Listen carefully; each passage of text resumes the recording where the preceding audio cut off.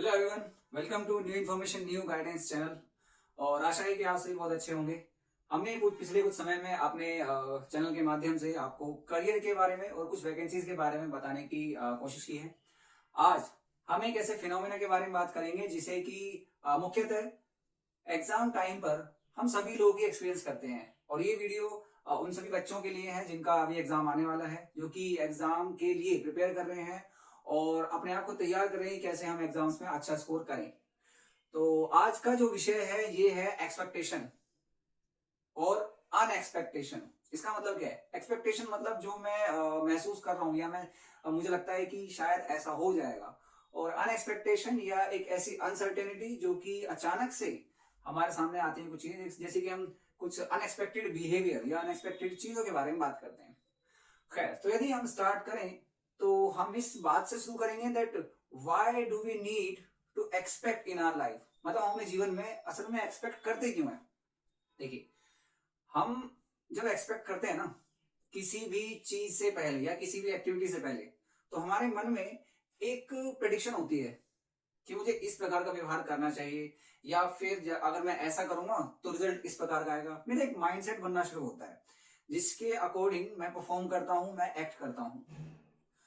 और यदि इसे ही हम अपने एग्जाम की तरफ लेकर के जाएं, यानी कि अगर प्रश्न ये है कि हम एग्जाम के समय पर क्या एक्सपेक्ट करते हैं और एग्जाम के दिनों में क्या अनसर्टेनिटी हम फेस कर सकते हैं, उसके बारे में यदि बात की जाए तो यहाँ पे बात ये होगी कि एग्जाम में हम एक्सपेक्ट ये करते हैं, हम सबसे पहली बात करते हैं प्रेडिक्शन एंड प्लानिंग की। प्रेडिक्शन किस चीज की? कि मैं किस प्रकार से व्यवहार करूंगा एग्जाम में, या फिर एग्जाम किस प्रकार का आएगा, किस प्रकार के क्वेश्चंस वहां पर आएंगे। और जब मैं ऐसा सोचता हूं, जब मेरे मन में ऐसे विचार आते हैं, तब मैं खुद की प्लानिंग बनाना स्टार्ट करता हूं। प्लानिंग किस प्रकार से? बच्चों, आप बताएंगे कि आप कैसे प्लानिंग करते हैं। प्लानिंग जब आप प्रीवियस ईयर क्वेश्चंस करते हैं, जब आप सैंपल पेपर के क्वेश्चंस करते हैं, तब आप प्लानिंग कर रहे हैं। जब आप कोशिश ये करते हैं कि 3 घंटे का पेपर होगा, उसमें मुझे एमसीक्यूज को इस तरीके डील करना है, शॉर्ट आंसर टाइप क्वेश्चंस को इस तरीके से डील करना है, और लॉन्ग आंसर वाले जो होंगे उन्हें मैं किस तरीके से फ्लो चार्ट बना करके सॉल्व करूंगा। ये क्या है? यहां पर आप प्रेडिक्ट कर रहे हैं एक सिचुएशन को, और उसी के अकॉर्डिंग मुझे कैसा व्यवहार करना है, कैसे रिएक्ट करना है, इसकी हम प्लानिंग कर रहे हैं। राइट। अब बात यहां पर यह है कि मान लीजिए एग्जाम में हमें कोई अनसर्टेन सिचुएशन फेस करने के लिए मिल जाए, तो अनसर्टेन या अनएक्सपेक्टेड सिचुएशन कैसी होती है? जैसे कि यहाँ पे सबसे पहली चीज है एम्बिग्युइटी इन दी क्वेश्चंस। मतलब आपने जिस प्रकार के क्लियर क्वेश्चंस आपने किए हैं, हो सकता है कि आने वाले क्वेश्चंस, आपके आने वाले एग्जाम में जो क्वेश्चंस होंगे वो थोड़े से अनएम्बिगुअस हो सकते हैं। मतलब ये कि आपने किसी एक सवाल को 3 प्रीवियस ईयर क्वेश्चन पेपर में या 3 सैंपल पेपर में एक तरीके से देखा है कि ऐसे क्वेश्चन पूछा गया। ऐसा हो सकता है कि आपके टाइम पर उस क्वेश्चन को अलग तरीके से पूछ लिया जाए। ठीक है। जैसे कि मैं एक एग्जांपल आपको देता हूं, क्योंकि मैं ह्यूमैनिटीज साइड से हूं, तो मेरा ह्यूमैनिटीज बैकग्राउंड रहा है क्लास 12 में, तो मुझे थोड़ा सा बहुत याद है। मान लीजिए यदि पॉलिटिकल साइंस का पेपर है और वहां एक क्वेश्चन आता है इमरजेंसी से रिलेटेड, तो अभी तक क्वेश्चन आ रहा है कि जी 1975 में ऐसी क्या चीजें थी कि देश में इमरजेंसी लगी। राइट।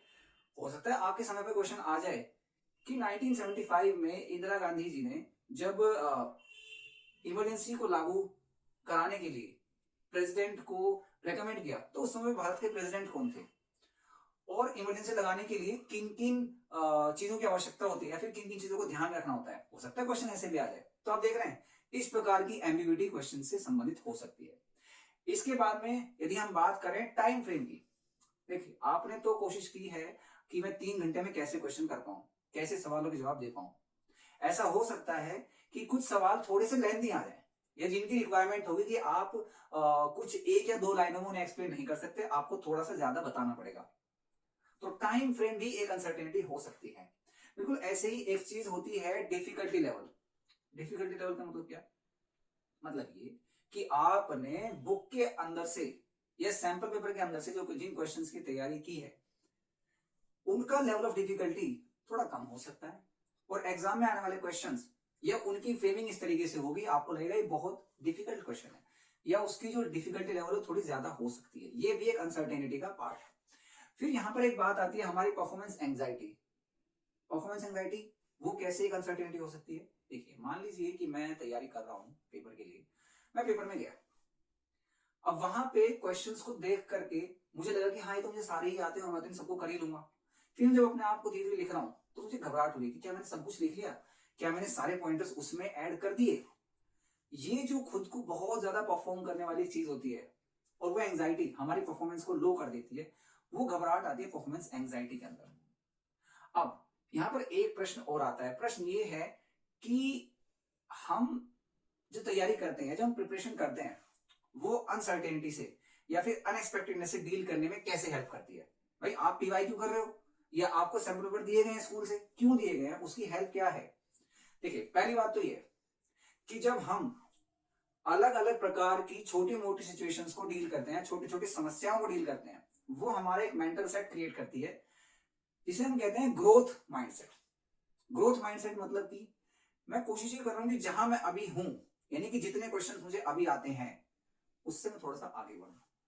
और जब छोटी छोटी प्रकार की समस्याओं को हम डील करते हैं तो आने वाले समय में यदि हमारे सामने एक बड़ी समस्या आ रही है तो उस समय पे हम पैनिक ना करके हम ये सोच पाते हैं खुद को रोक करके कि मुझे कैसे रिएक्ट करना है, कैसे आंसर करना है। उसके बारे में बात आती है, it helps in resilience building. Resilience का मतलब क्या होता है?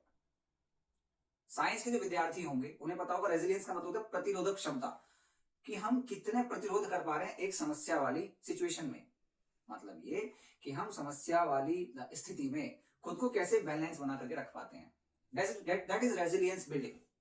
तो जब आप क्वेश्चंस करते हैं सैंपल पेपर से या प्रीवियस ईयर क्वेश्चंस करते हैं, एमसीक्यूज हैं, चाहे शॉर्ट पेपर क्वेश्चन आंसर हैं या फिर लॉन्ग टाइप आंसर क्वेश्चंस हैं, जब आप इनकी तैयारी करते हैं तो ये आपके अंदर एक प्रकार की रेजिलियंस डेवलप करते हैं कि अगर ऐसे क्वेश्चंस आएंगे तो आप वहां घबराएंगे नहीं, बल्कि सही सही तरीके से और सही समय पर जवाब दे पाएंगे।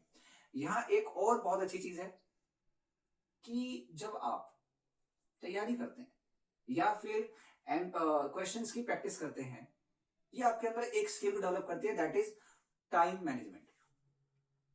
ना सिर्फ टाइम मैनेजमेंट बल्कि सेल्फ मैनेजमेंट भी। देखिए टाइम सभी के पास है, टाइम फ्रेम 3 घंटे का सभी के पास, लेकिन उस टाइम फ्रेम में मान लीजिए सभी के सामने अगर 30 क्वेश्चंस करने के लिए हैं, टाइम सेम है, क्वेश्चन सेम है, वहां पे अपने आप को बैलेंस कैसे करेंगे, अपने टाइम को मैनेज कैसे करेंगे। ये तभी आता है जब हम समय पर अपने क्वेश्चन को करें, समय पर अपनी प्रैक्टिस को करें और आने वाले पेपर की जो अनिश्चितता है उसे हम डील कर पाए।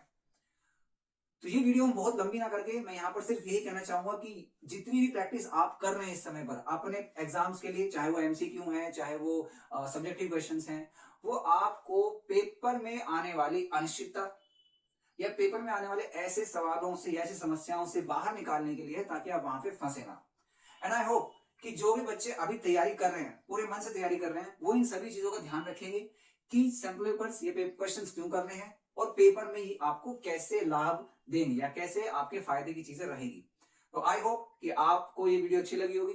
तो जो भी बच्चे या जो भी ऐसे विद्यार्थी आपके कॉन्टेक्स्ट में है जो एग्जाम्स की तैयारी कर रहे हैं और कहीं ना कहीं थोड़ी घबराहट हो रही होगी कि हम कैसे खुद को संभालें, उनके लिए ये वीडियो अच्छी होगी। और यदि आपको लगता है कि हम एग्जाम स्ट्रेस के बारे में, एग्जाम एंजाइटी के बारे में बात करें, तो आप हमें जरूर कमेंट्स के माध्यम से बताएं। धन्यवाद।